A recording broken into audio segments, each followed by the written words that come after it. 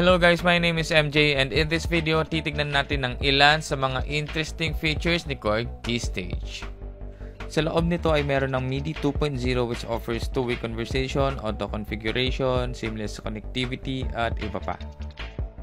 At dahil dyan mas mabilis yung setup mo, kagaya nito, na-detect niya na kagad yung mga importanteng parameters dun sa patch na ginagamit ko.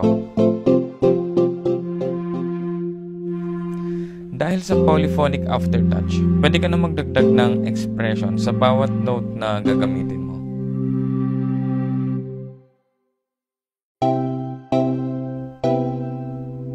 Meron din itong chord mode at arpeggiator. Parehas mo rin itong pwedeng i-edit. Dahil may display yung bawat knob, mas madali mong malalaman kung alin yung kinokontrol mo.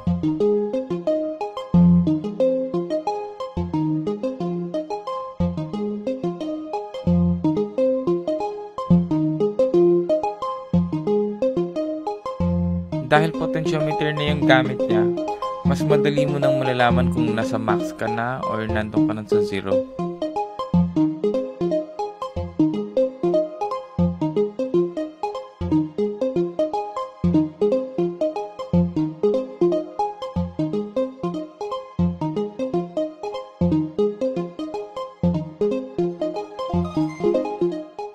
Meron din siyang ratchet na pwede mong i-trigger gamit ang aftertouch.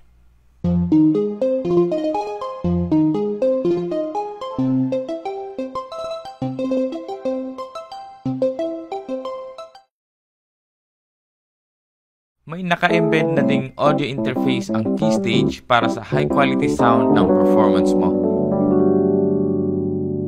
Kung ikaw ay music producer, live performer, or a music enthusiast, kailangan mong makita yung unit na to.